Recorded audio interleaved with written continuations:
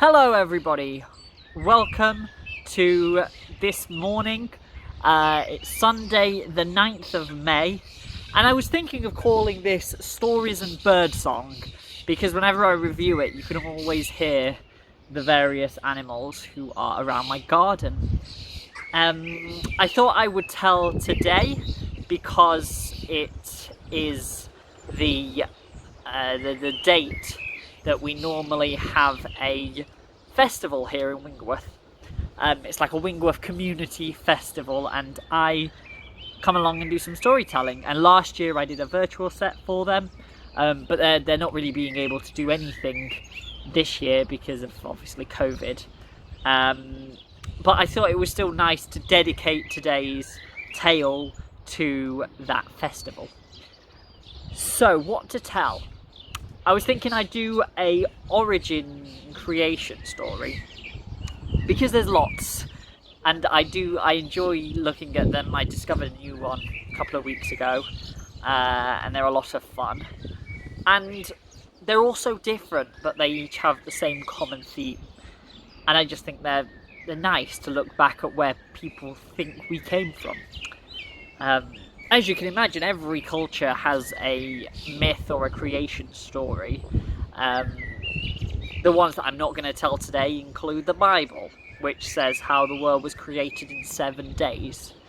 The Greeks have a story about how the world came out of chaos. There's a Chinese tale in which there was an egg, and the egg grew and grew until Pangu, who was a Chinese mythology figure, exploded out of it and the egg split, creating yin and yang, which is the opposites. I'm sure most of us have heard of yin and yang, and yeah, that's how it came to be. But today I'm going to be telling you about the Hopi people. And the Hopi people are a tribe in Arizona, and their name comes from a longer word which means the peaceful people. And the Hopi, they have all sorts of rituals and traditions they do. Most famous one probably is dancing with live snakes. But today I'm going to be telling you their story of the creation. And with many of these creation stories, it begins with a creator. And this creator had a big long name, and it was his job to create the building blocks of the universe. So naturally he began with birds and trees and other animals, and of course people, which many consider is the moment that civilizations went wrong. It was a bad idea. And these early people looked very, very different to what you'd expect. They looked almost like insects. And these insect people came in 4 colours: red, yellow, black and white. And they had a very primitive existence. They would be nourished by the breast of Mother Earth.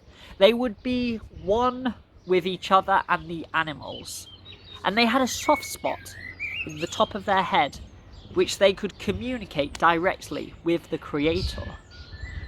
And so they went about their lives very simply, until they got a message to ask them to find the center place. This would be the place where they could honor Mother Earth and also feel the most connected to the Creator. And so they began their journeys, their vast voyages of discovery, all across the 4 corners of the globe. They each went their own way, and it took a long, long time for them to find what they considered the center point. But sure enough, they each found it. But they were very different. Some thought it was a particular tree. Some thought it was an area of the ocean. Others thought that it was a deserted bit of land. And to another it was a small animal which they thought had a real belief and connection to Earth and the Creator. And when they found these center points, they became quite possessive and protective of their own, shutting off their communication with the Creator, holding deeply onto it. And matters became worse when a bird, who was not a particularly nice bird, started flying around and telling them to focus on their differences. Focus on the difference of colour, of language, of what they considered the centre point of their belief. And this led to suspicion. And the suspicion led to accusations. And eventually, and predictably, the accusations led to fighting. Well, fighting is not what the Creator wanted of this world. And so, he sent a message to the centre point of those who were listening, for them to follow a cloud, for them to travel across the globe and find a place of refuge. For his plan was to destroy the planet and thus remove the fighting. Those who had received the message began to take their journey, and of course those who were still fighting mocked them and looked on them with suspicion. Well, it was a long journey following this cloud, but eventually they came to a large mound, and when they got to the mound it opened, and they were welcomed inside by the ants that lived there. And they were immediately made to feel at home. And whilst those people were getting settled in their new home, the others were being burned. For the Creator had summoned fire to come and destroy the earth from above and below, so that out of all the elements, earth, wind, water, there was only one: fire.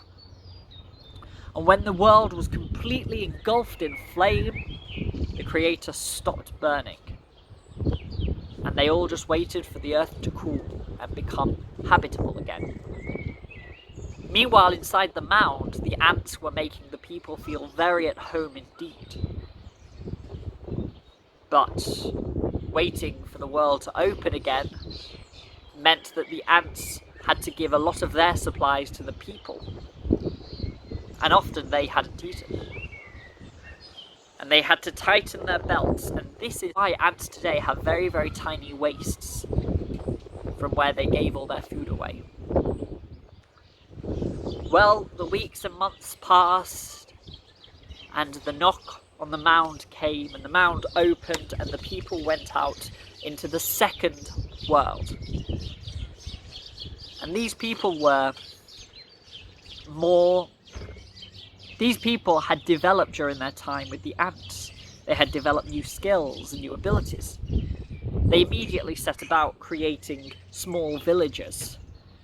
They began storing food as they had seen the ants do. And they even developed a primitive form of trade.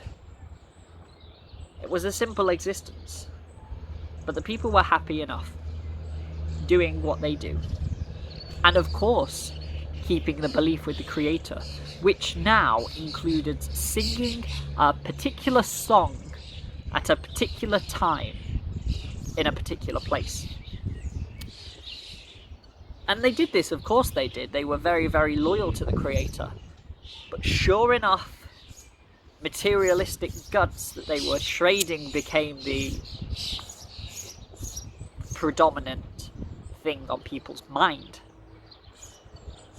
And trade led to bartering, which of course led once more, inevitably, to fighting. And when they were fighting, they weren't thinking about singing. So the song got quieter and quieter, until those who sung could only do so from their hearts. Once more, the Creator realised something needed to be done. And so he sent a message to those singing in their hearts to once more return to the ant mound. They did so in secret, not to alert those who were fighting, who were of course pretty distracted. When they got to the mound, they were welcomed inside by the ants once more, and the Creator got to work, switching the poles around so that the world spun. And as it spun, mountains slid into the earth, turned into water, and eventually turned into ice. The world had entered an ice age, and everything became frozen. But sure enough, the people were safe inside their little mound with the ants. It took a long, long time for the earth to thaw. Time which the ants and the people lived very happily together. In fact, they were even more settled than they were the first time. They'd done it before. But eventually the third world was ready. The knock came on the mound, the people went out, and they began their new life. And this life included much more people. For they multiplied and multiplied and multiplied. There were so many! Babies were constantly coming out everywhere. There was babies everywhere, and of course, the babies eventually grew up. And they lived through so much that they were able to make advancements in civilization and technology and create these big cities. And to honour the Creator, at the top of tall mountains, they built massive temples. And they went into the temples to worship. But sure enough, with these advancements of civilization came advancements in weaponry. And eventually, huge flying machines were targeting the cities, shooting them down. And as this war grew, the temples were forgotten about and left in a state of disrepair. People stopped visiting them. And as the fighting got to a state that it affected everyone and the whole world, the Creator knew he had to act again. This time he sent a message to those who were listening to prepare a reed. They would have to live on this reed. He was going to really challenge them, to really wheedle out those who were true believers. And as a few people settled on their ridiculously small reeds, the waters came. Huge waves the size of mountains came and flooded the cities. People instantly drowned, apart from those who had settled on their reed. They started their journey, bobbing up and down, not knowing where they were going, living life completely alone apart from their reed and the connection to the Creator. It took a long, long time for those little reeds to reach land, but they did so eventually. And when they got out and they saw each other and the land, they found it an empty, barren place. There was nothing there. They received another message from the Creator telling them to walk. Well, they walked through the land until they got to the end of the land, which was more water. They were expected to build a raft and then go on another voyage. But of course some refused. They stayed on the land. But they weren't fortunate, because the land collapsed into the water and they drowned. Only those who had listened to the Creator and got on rafts, they were allowed to continue their journey. And this time they were on the water so long, they began losing belief. Birds came to motivate them. They could communicate with these birds. And when they realised this, they sent the birds to go every direction to try and find land. But when the birds returned, they had found nothing.